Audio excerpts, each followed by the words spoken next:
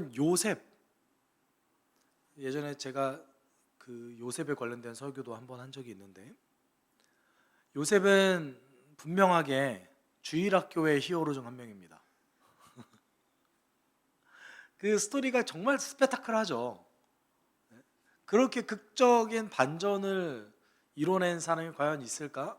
아마도 몇 명 있죠. 다윗, 요셉, 그리고 다니엘 정도가 요셉과 비슷한 인생의 어떤 그런 업다운을 경험한 자들이 아닐까 싶습니다.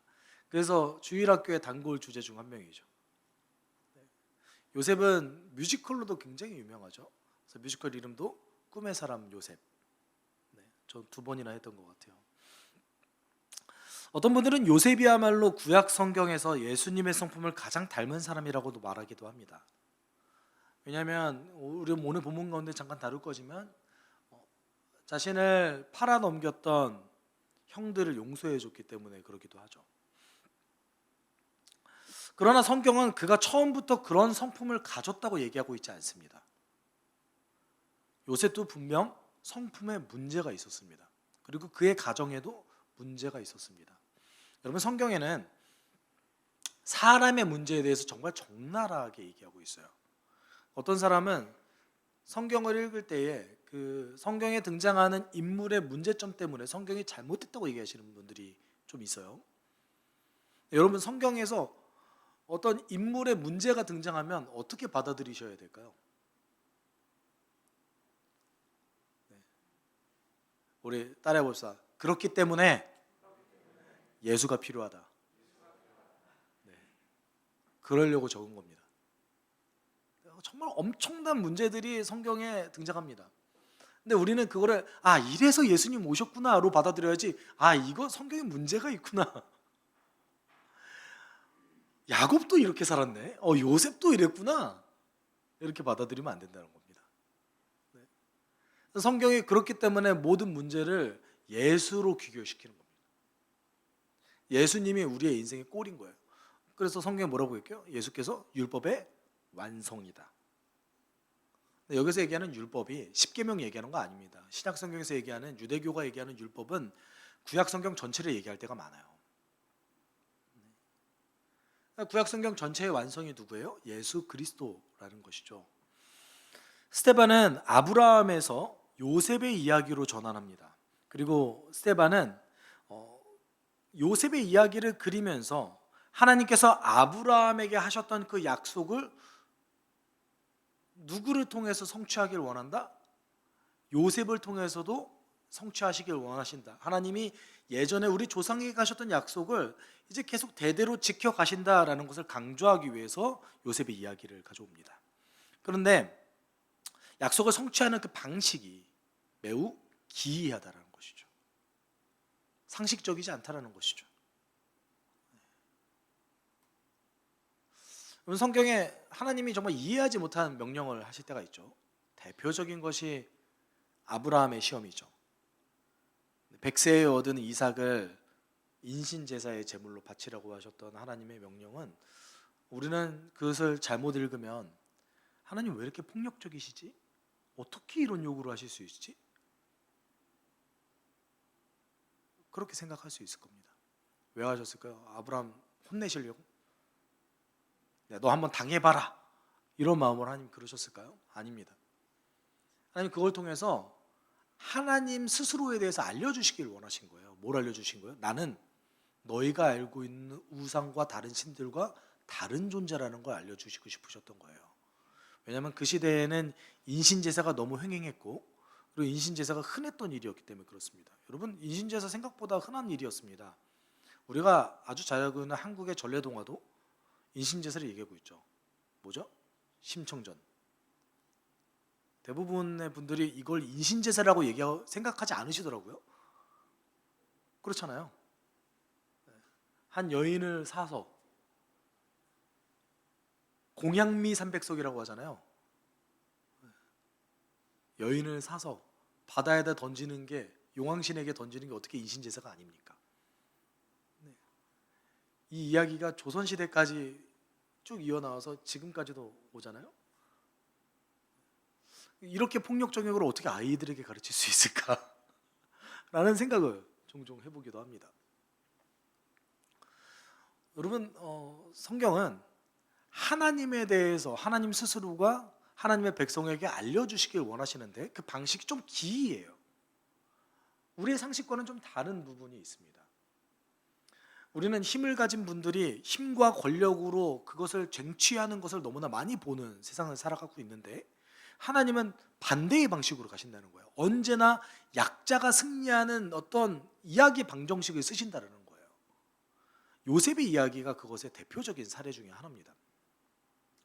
여러분, 하나님은 요셉의 인생에 개입하셨고 매우 기이한 방식으로 하나님의 뜻을 이뤄내셨습니다. 그리고 그 하나님의 뜻은 아브라함에게 하셨던 약속과 관련이 있습니다. 비록 배경과 환경이 정말 너무 다르죠. 여러분, 요셉의 이야기를 지금 우리에게 당신들 요셉처럼 사십시오라고 했을 때에 그것을 문자 그대로 받아들이기에는 요셉의 환경과 우리의 환경이 너무 달라요.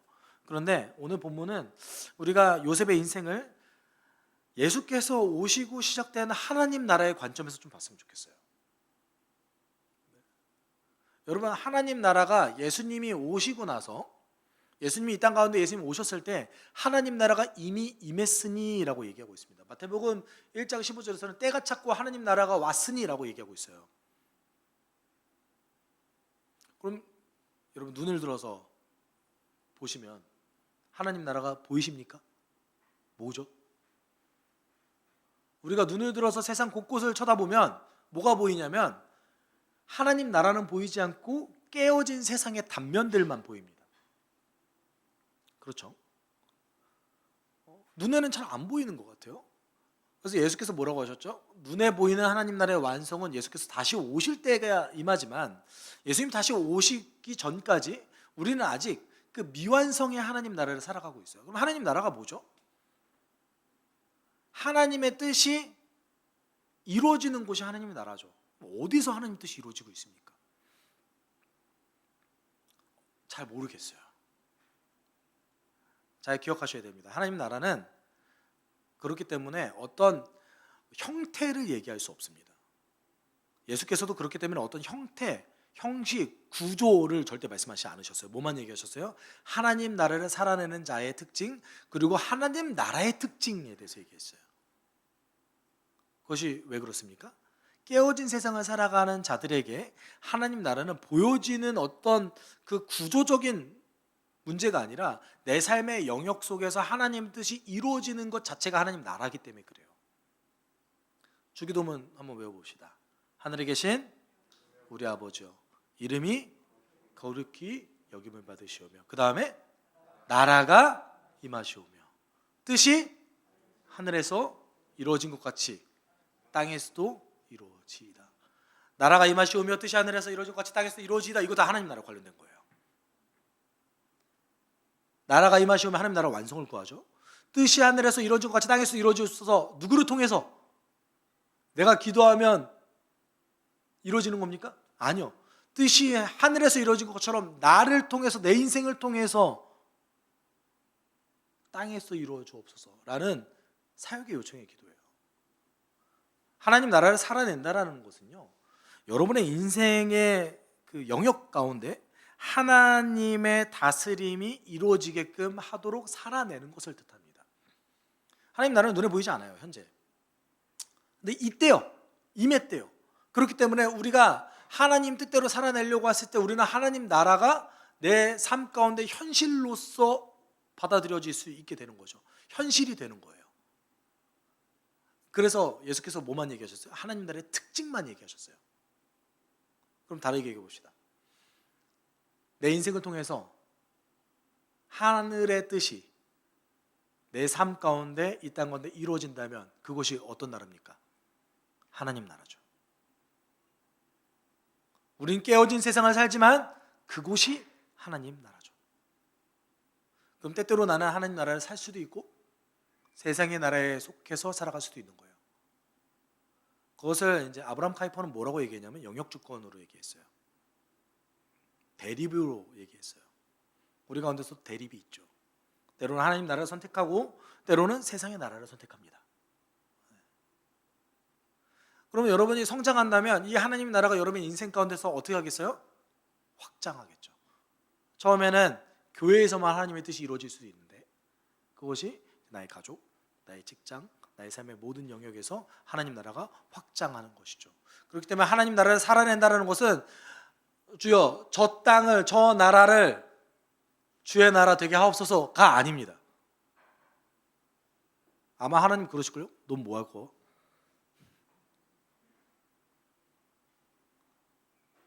넌 뭐 할 건데? 여러분 그런 기도 많이 하시죠? 그럼 저 땅을 주의 나라로 삼아 주십시오. 이 땅 주의 나라로 삼아 주십시오. 아마 하나님께서 물어보실 거예요. 너는 뭐 할 거니? 너의 삶 가운데 내 뜻이 이루어지고 있니? 너는 하나님 나라를 살아내고 있니? 우리는 죽어서 천국 가는 종교를 믿는 자들이 아닙니다. 우리는 이미 이루어진 하나님 나라를 지금 이 순간에 살아내는 자들이에요. 그럼 그 관점에서 우리 요셉의 인생을 좀 살펴봤으면 좋겠어요. 아마 제가 이 하나님 나라에 대한 것은 여러분이 나중에 한 5년, 10년 정도 지났을 때는 자다가도 꿈에서 나올 수 있도록 제가 강조하고 또 강조할 겁니다. 아마 우리의 인생이 하나님 나라 살아내는 인생이니까요. 스데반이 아브라함에 대해서 얘기한 다음에 요셉으로 바로 넘어갔어요. 그런데 9절 10절이 여러분 9절 10절 한번 같이 볼까요? 그런데 그 족장들은 요셉을 시기하여 이집트에 팔아넘겼습니다. 그러나 하나님께서 그와 함께 하셔서 모든 환난에서 그를 건져내시고 그에게 은총과 지혜를 주셔서 이집트의 바로 왕에게 총리를 받게 하셨습니다. 바로는 그를 총리로 세워서 이집트 자기의 온 집을 다스리게 하였습니다. 처음에 족장들을 얘기합니다. 여기서 얘기하는 족장들이 지난 성경에서 보면 8절에서 얘기하는 할례를 받은 야곱의 아들들이죠. 그럼 여러분 여기에서 얘기하는 족장들은 요셉에게는 어떤 사람들이죠?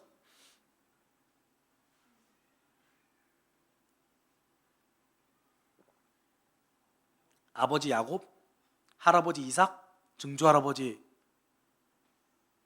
일까요? 제가 질문 하나 드릴까요? 야곱은 할아버지였던 아브라함을 봤을까요? 못 봤을까요? 봤을까요? 못 봤을까요? 자, 산수예요. 아브라함이 175세에 죽었습니다. 그리고 아브라함이 100세에 이삭을 낳았어요. 그리고 60세에 이삭이 에서와 야곱을 낳습니다. 야곱은 아브라함을 봤을까요? 못 봤을까요? 지금 산수예요, 지금.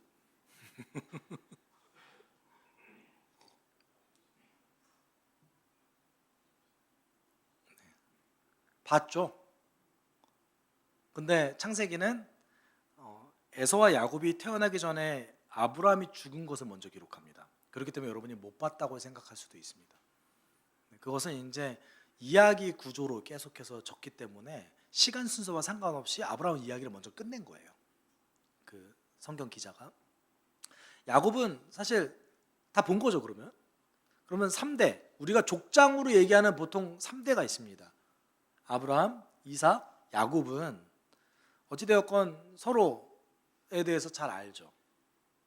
야곱과 에서 역시도 아브라함 할아버지를 봤죠. 그리고 15세까지 같이 있지 않았겠습니까? 그러면은 아브라함 할아버지를 통해서 야곱은 하나님에 대한 얘기를 들은 거예요. 그러니까 야곱이 여러분 에서는 밖에 나가서 사냥하고 노는 거 좋아하는데 야곱은 집에 있었잖아요. 그러니까 할아버지를 통해서 아마 야곱은 하나님에 대한 이야기를 많이 들었을 겁니다. 그러니까 야곱이 하나님께 축복받는 것을 그렇게 소망했던 이유가 여기에 있는 거기도 해요. 아마 한 번도 들어보신 적 없으셨겠지만 그 야곱의 아들들이 이제 문제입니다. 여기서 얘기하는 족장들, 여러분이 그 이스라엘 사람들이 얘기하는 족장들은 어디까지를 얘기하냐면 야곱의 아들들까지를 족장이라고 얘기해요. 근데 이제 좀 구분 짓습니다. 아브라함, 이삭, 야곱은 아주 특별한 이제 완전 최고의 권위가 있는 족장들이에요. 그래서 성경에서 얘기할 때 하나님이 어떻게 소개하세요? 아브라함 하나님, 이삭의 하나님, 야곱의 하나님이 너에게 얘기한다. 완벽한 뿌리인 거예요, 이스라엘 백성들에게. 근데 야곱의 12 아들들은 어떤 의미를 가지고 있을까요? 이스라엘 안에는 그 12지파 구성원들의 뿌리가 이제 야곱의 아들들인 거죠. 근데 여기서 보면 족장들은 요셉을 시기하여 이렇게 얘기하고 있습니다. 이거는 스데반이 지금 다르게 표현한 거. 원래는 이렇게 표현한 거 아니에요. 형들이 동생을 시기하여, 이게 맞는 거 아닙니까?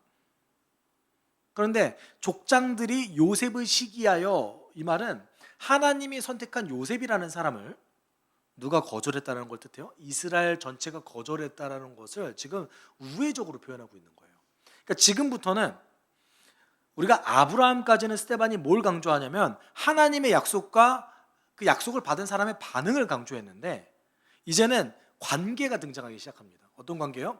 하나님의 부르심을 받은 자들과 하나님의 부르심을 받은 자를 거절하는 자들의 관계를 얘기하기 시작해요. 그 가운데서 하나님 어떻게 일하시는가?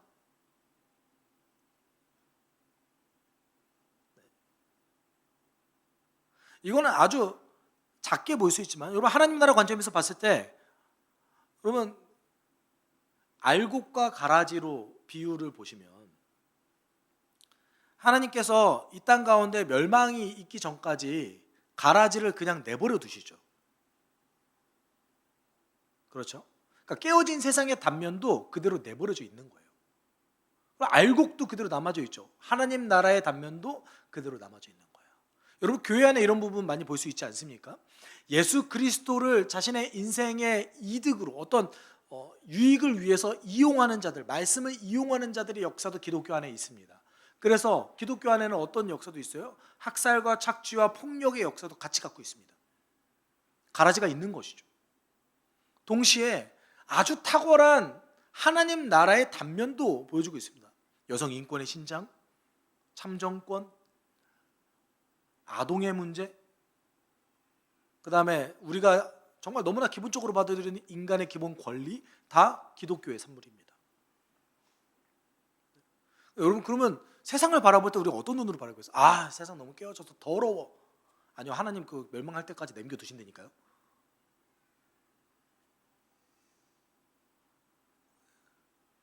그러니까 이 세상의 피조물을 자신의 이득을 위해서 이용하려는 자들의 모습과 하나님 나라를 살아가면서 하나님의 뜻을 이뤄가려고 하는 자들의 모습이 계속해서 분리돼서 나타난다는 거예요. 근데 이스라엘 역사 가운데 이런 일들이 계속 벌어졌다는 거예요.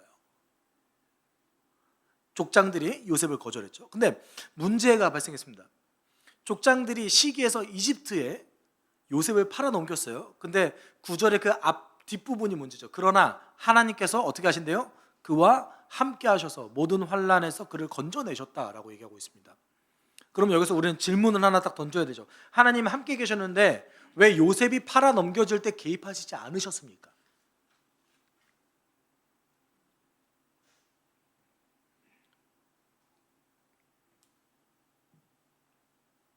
이상하잖아요. 하나님 함께 계셨어요. 근데 왜 요셉이 형들의 손에 팔아 넘겨졌을 때에 하나님은 침묵하셨습니까?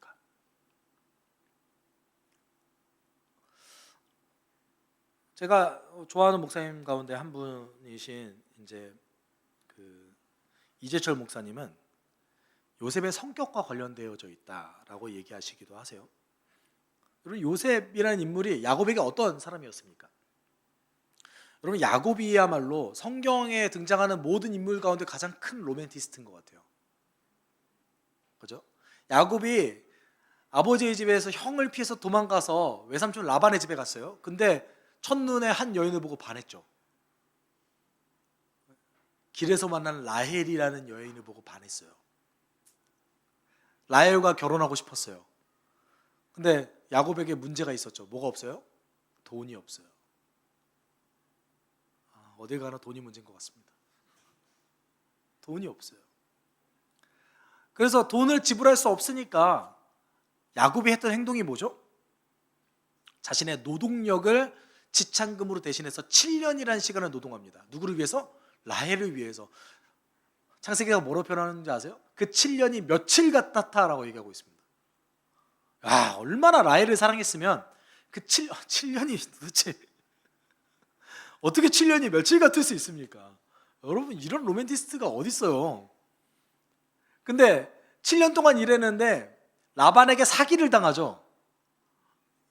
결혼을 하고 보니까 라헬이 아니라 레아였어요. 라헬이 언니였던. 라반이 여기서 사기를 치죠.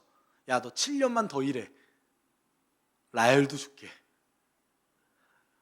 그래서 라헬과 결혼하기 위해서 야곱이 몇 년이나 했습니까? 14년을 일했어요. 와.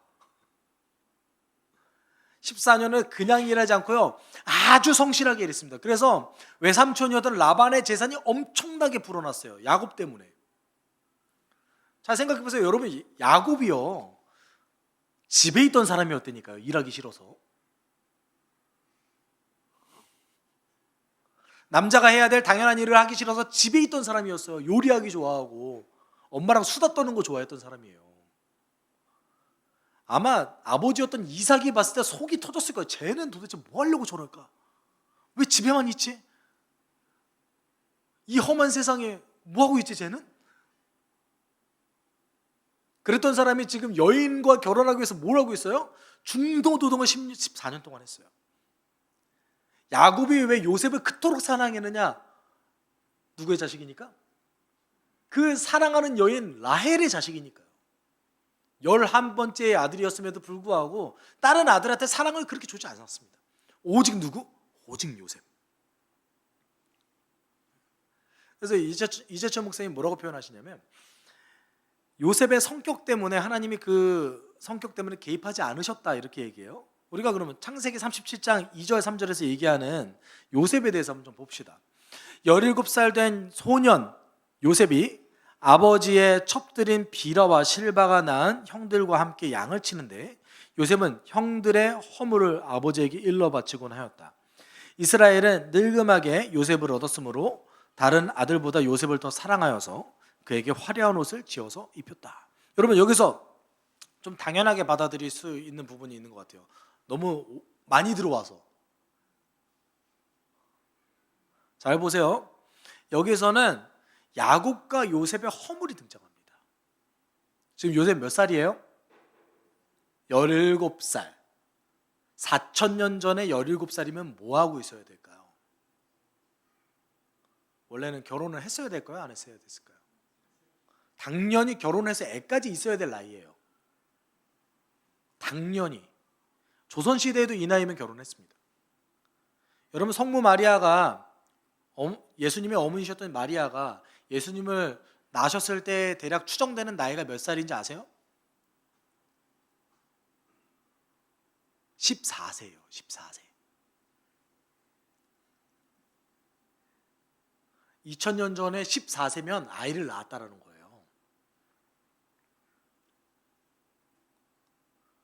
추정되는 겁니다. 그보다 더 어리셨을 수도 있습니다.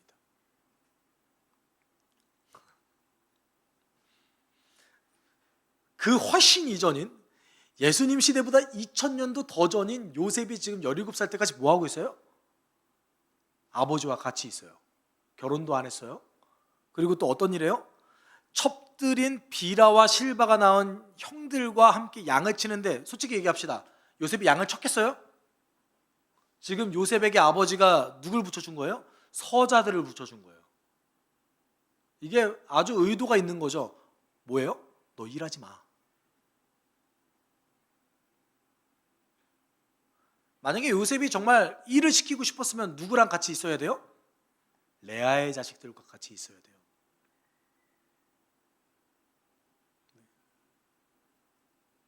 첩의 자식이 아닌 레아의 자식들, 적자들과 같이 있었어야 됐습니다. 근데 요셉이 뭐 하고 있어요 지금? 자신의 형들의 허물을 아버지께 일러 바치고 있었다. 애가 좀 이상해요.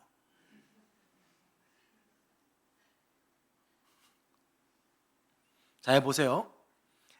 요셉이 지금 성격이 뭔가 좀 이상해요. 17살 때까지 분가도 안 하고 있고요. 결혼도 안 하고 있어요. 그런데 일도 안 하고 있어요. 그리고 어떤 옷 입고 있어요? 화려한 옷을 혼자서 있고 이게 일하는 복장 아니잖아요. 야곱이 의도적으로 요셉을 결혼을 안 시킨 겁니다. 지금 그만큼 끼고 있고 싶어서. 그리고 요셉은 17살 될 때까지 건방진 도련님으로 자란 거예요.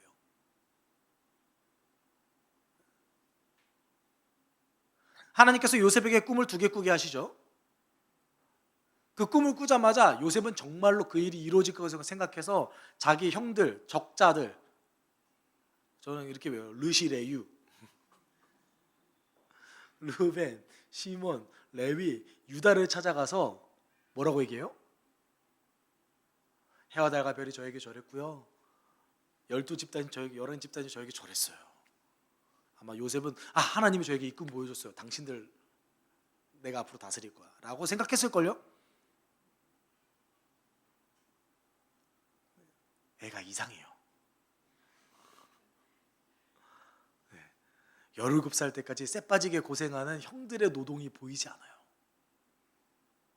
형들이 아마 훨씬 더 나이가 많았을 텐데 땡볕에서 일하고는 형들의 그 중노동을 보지 못하고 아버지 장막에서 거하면서 예쁜 옷 입고 자기를 위해서 일해주고 있는 그 형들 허물을 아버지께 일러 바치기나 하고 건방진 도련님으로 살아가고 있는 거죠. 근데 저는 개인적으로 이 요셉의 성격을 고쳐주시기 위해서 하나님이 개입하지 않으셨다라고 생각하지 않습니다. 왜냐하면 이거는 요셉 가족에 있었던 죄의 단면이기 때문에 죄로 인한 결과에 불과해요.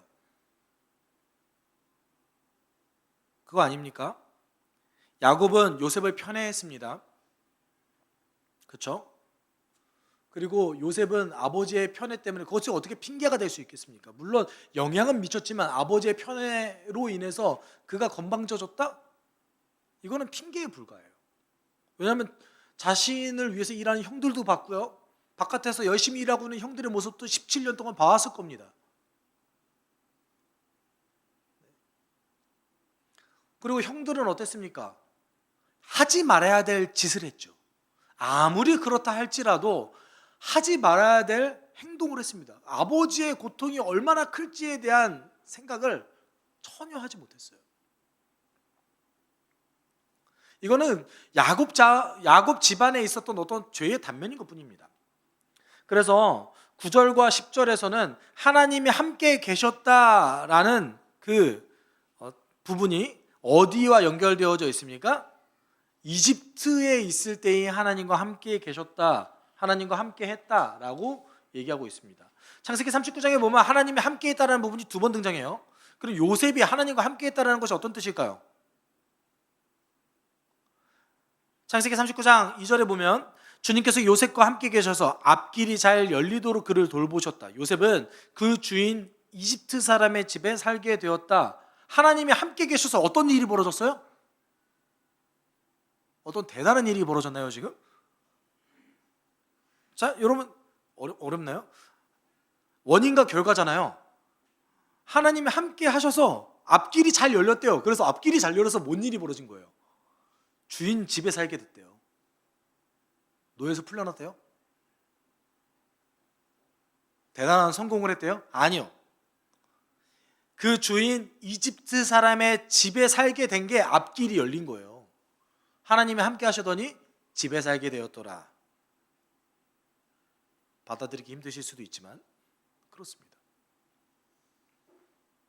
2번째, 하나님 함께 계신다라는 것이 창세기 39장에 또 한 번 등장하는데 39장 21절에 이렇게 얘기합니다. 주님께서 그와 함께 계시면서 돌봐주시고 그를 한결같이 어떻게까지 하신대요? 이제는 사랑하셔서 간수장의 눈에 들게 하셨다. 이거 좀 이상하지 않아요? 전 좀 이상할 것 같아요. 요셉을 사랑하신대요. 요셉과 함께 하신대요. 그래서 나온 결과가 뭐예요? 간수장의 눈에 들게 하는 거예요. 감옥에서 풀려나는 것도 아니었습니다. 하나님이 함께 계시고 하나님이 사랑하시는데 요셉은 사랑하는 아들에서 노예가 되고 노예에서 이제 언제 죽을지 모르는 왕의 죄수를 가두는 감옥에 갇혔어요. 근데 하나님 함께 계시대요. 요셉에게 있어서 하나님 함께 계신다는 게 어떤 뜻입니다? 살려는 주께,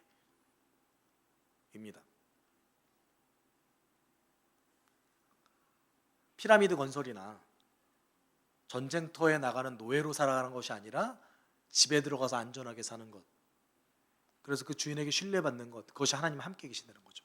여러분, 성경에서 하나님이 함께 계시더라라는 말이 어떤 뜻이냐면 하나님이 그 사람을 통해서 굉장히 기이한 일을 하셨다는 뜻이에요. 요셉이 노예 생활할 때 요셉이 하면 다 되는 거예요. 그냥 이런 일을 하나님이 그냥 보여주신 거예요. 근데 노예에서 풀려나지는 못해요. 이상하죠? 하나님이 함께 하셔서 다 되는데 감옥까지 가요. 간수장의 눈에 들게 했대요. 이제 언제 죽을지 모를 처지에서는 벗어난 거예요. 요셉에게 있어서 생명의 보호의 뜻입니다. 하나님이 함께 계신다는 뜻이 아주 기이한 방식으로. 그렇지만 어느 순간 기적적인 일이 벌어져서 요셉이 어떤 일을 합니까?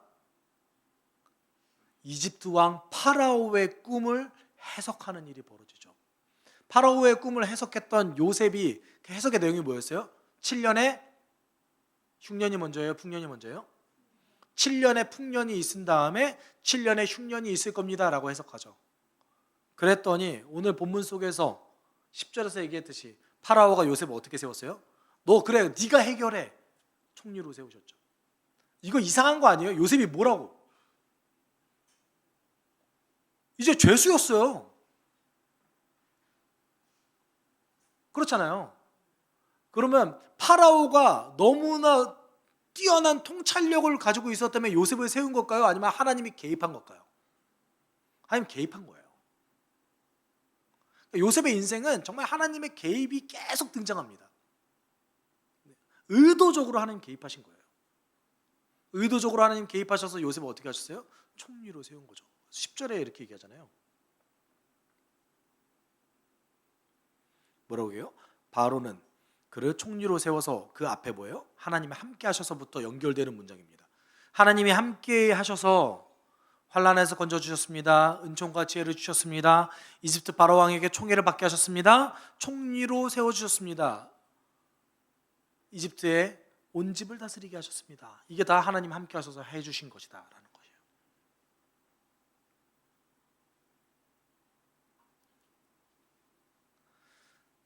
요셉이 처음에 되게 건방진 사람이었잖아요.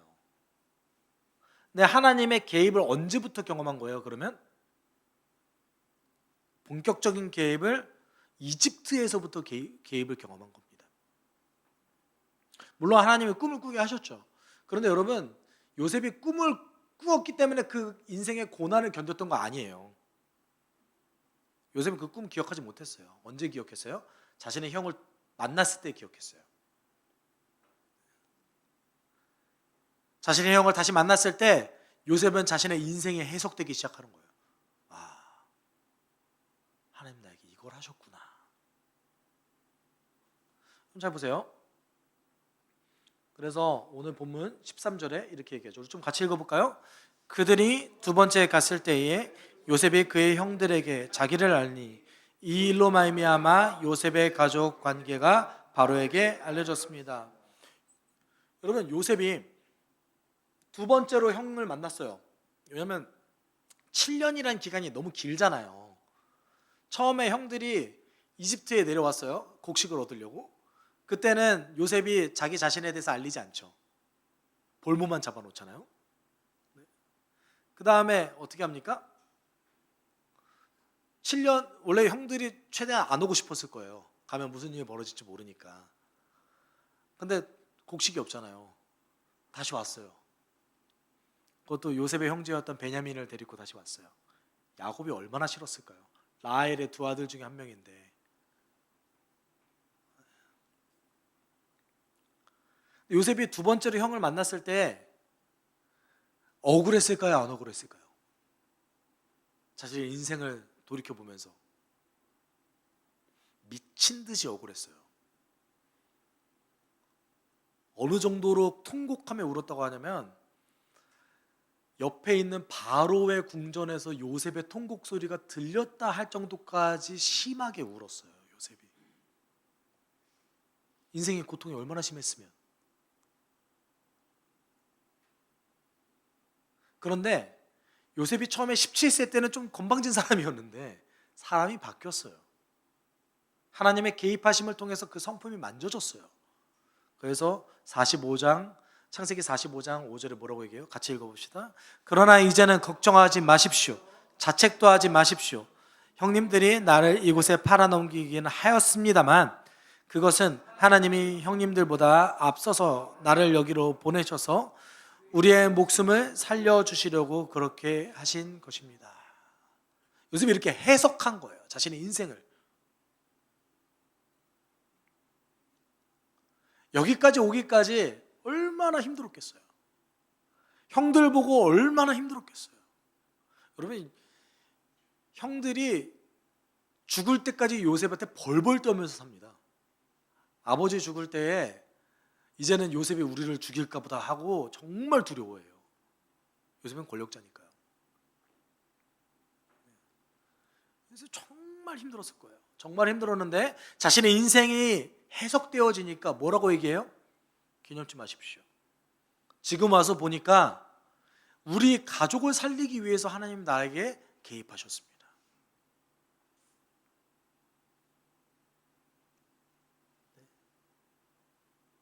여기서 퀘스천. 그러면 요셉의 노예로 팔려오지 않았으면 야곱의 백성은 죽었을까요? 요셉이 이렇게 해석한 것뿐이지 정말 하나님이 요셉을 노예로 팔게끔 죄악을 저지르게끔 의도하시지 않으셨어요. 죄의 결과라고 제가 말씀드렸습니다. 만약에 그런 일이 안 벌어지고 야곱의 가족이 평안했다면 그냥 이집트로 왔을 거예요. 그리고 이집트에 와서 평안하게 살게 했을 거예요. 하나님 그러실 분입니다. 근데 지금 이 놀라운 이 요셉의 인생을 통해서 아브라함의 약속을 이루게 하시는 이 놀라운 일은 하나님이 어떤 것까지 보여주는 거예요? 심각한 죄라 할지라도 하나님이 개입하셔서 바꾸실 수 있다라는 것을 보여주고 계시는 거예요. 요셉의 인생을 통해서 나는 그것조차도 이용할 수 있다. 하나님은 놀라운 걸 보여주는 거예요. 우리가 성경 읽을 때 이렇게 얘기하면 왜 하나님 이렇게 요셉의 인생을 힘들게 하셨습니까? 이렇게 하면 안 돼요. 물론 깨어진 세상 속에서 내 성품이 좋아도 고통이 있을 수 있죠. 어려움이 있을 수 있죠. 그러면 여러분 그 깨어진 세상의 고통은 하나님이 주신 겁니까?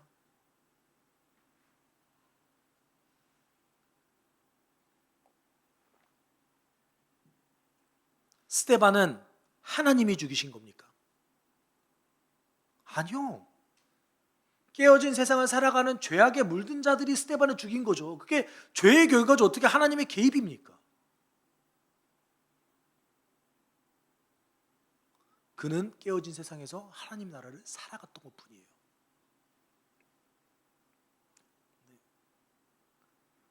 그래서 14절 15절 이렇게 얘기하죠. 요셉이 사람을 보내서 그의 아버지와 야곱과 모든 친족 75사람을 모셔오게 하였습니다. 야곱이 이집트로 내려가서 그도 거기서 살다가 죽고 우리 조상들도 살다가 죽었습니다. 여러분, 요셉이 정말 고통스러운 인생을 살아갔어요. 근데 요셉에게 있어서 하나님의 개입은 신경 안정제가 아니었습니다. 그냥 나 힘드니까 하나님 도와주세요. 위로해 주세요. 이게 아니었습니다. 뭐였어요? 뭐였을까요? 아마 전부였을 겁니다. 왜냐하면 요셉의 인생은요, 희망을 보일 수 없는 인생이었거든요. 점점 나락으로 떨어져가는, 하나님이 날 도와주시는 것 같기는 한데 인생이 나락으로 떨어졌어요. 그런 요셉에게 하나님은 아마 전부였을 거예요. 근데 여러분, 요셉의 인생을 보면 요셉에 개입하시는 하나님이 요셉을 어떻게 만들어 가셨습니까? 바울의 권면처럼 악을 갚지 않고 선으로 악을 이기는 자가 되었던 것이죠. 저는 이 모습을 통해서 뭐가 보이냐면 하나님 나라의 특징이 보입니다. 하나님 나라의 특징이 어떤 게 보일까요? 요셉은 하나님의 성품을 분명 닮아가기 시작했습니다. 그리고 자기를 팔아넘긴 사람들, 형들을 용서했어요. 용서만 했나요? 아니요.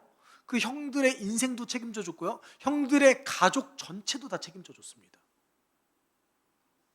근데 요셉의 인생을 보면 마치 예수님께서 얘기하셨던 그 하나님 나라의 특징이 보여지는데, 그것이 뭐냐면 마가복음 4장 30절에서 32절이에요. 우리 좀 같이 볼까요? 예수께서 또 말씀하셨다. 우리가 하나님 나라를 어떻게 비길까? 또는 무슨 비유로 그것을 나타낼까? 겨자씨와 같으니 그것은 땅에 심을 때에 세상에 있는 어떤 씨보다 더 작다. 그러나 심고 나면 자라서 어떤 풀보다 더 큰 가지들을 뻗어서 공중의 새들이 그 그늘에 깃들 수 있게 된다. 아멘. 여러분, 하나님 나라는 겨자씨와 같대요. 처음에 보이지도 않는 작은 씨인데 이 작은 씨가 자라서 어떻게 된대요? 나무가 된대요. 나무가 돼서 길 가던 새가 쉴 수 있는 공간을 제공하게 된대요. 여러분, 요셉의 인생이 이건 것 같지 않아요? 처음에 하나님이 그 고통 가운데 있는 요셉에게 개입하셨을 때는 그 인생에 희망이 전혀 보이지도 않았습니다. 인생이 흑암 가운데로만 가득했습니다. 그런데 그것을 견뎌냈더니 여러분, 요셉 그냥 견디지만 않았습니다. 하나님 뜻대로 살기 위해서 노력했어요. 자신의 성품이 고쳐졌어요. 좌절하지 않았어요. 아주 작게 개입하시는 그 하나님의 그 일에 순응하기 시작했어요. 그랬더니 어떻게 됐습니까? 죽어가는 자기 가족들이 쉴 수 있는 공간을 제공하는 자가 되었습니다. 하나님 나라 이와 같아요. 여러분 가운데 예수 그리스도의 복음이 심겨졌습니다. 겨자씨와 같아요. 이것이 자라나서 여러분의 인생의 영역 가운데 누군가가 쉴 공간을 제공하는 것, 이것이 하나님 나라의 특징인 것 같다고 얘기합니다. 사랑하는 여러분, 우리가 예수 잘 믿어서 천국 가기 위해 신앙생활하는 자들 아닙니다.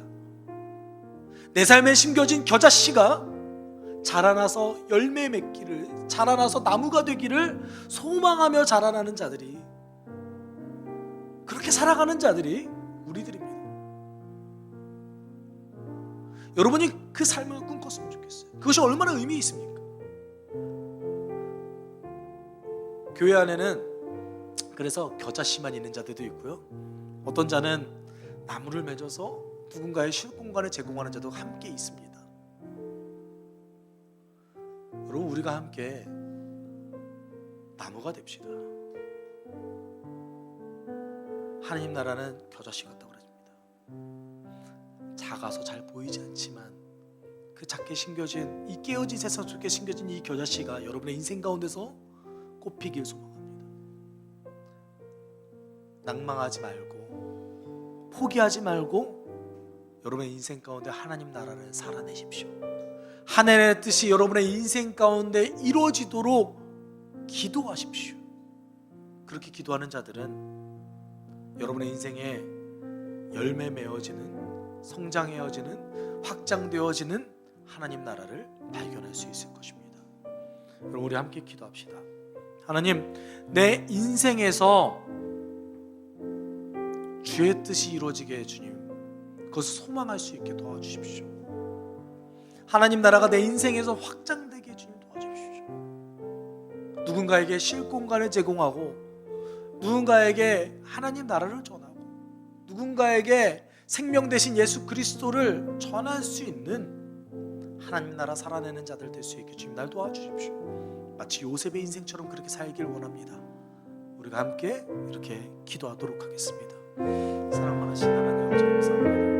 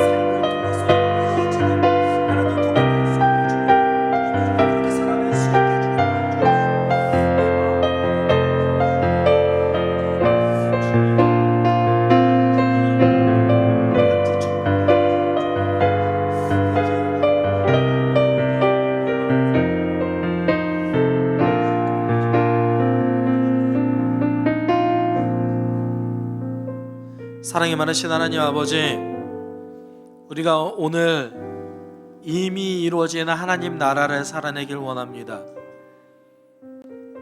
우리가 오랜 시간을 신앙생활을 해와도 나에게 심겨진 하나님 나라가 아직도 겨자씨와 같다면, 하나님, 그 겨자씨에 물을 주고 꽃을 피울 수 있도록, 싹을 키워낼 수 있도록 우리가 노력하게 주님 도와주십시오. 단지 천국 가기 위해서 하루를 살아내는 것이 아니라 하나님의 뜻이 오늘 내 삶 가운데 나를 통해서 이루어지도록 간절히 소망하며 살아내는 자들, 마음속에 하나님을 품으며 그 나라를 살아내는 자들, 그런 자들 되게 우리 숲속교회 성도들을 인도하여 주십시오. 우리 한 주간의 삶을 인도하심에 감사를 드리며 예수 그리스도의 이름으로 기도드립니다. 아멘. 주 예수 그리스도의 은혜와 하나님의 사랑과 성령의 교통하심이 오늘도 주의 뜻을 살아내길 소망하는, 하나님 나라를 살아내길 소망하는 숲속교회 성도들 위해 함께 있을지어다. 아멘.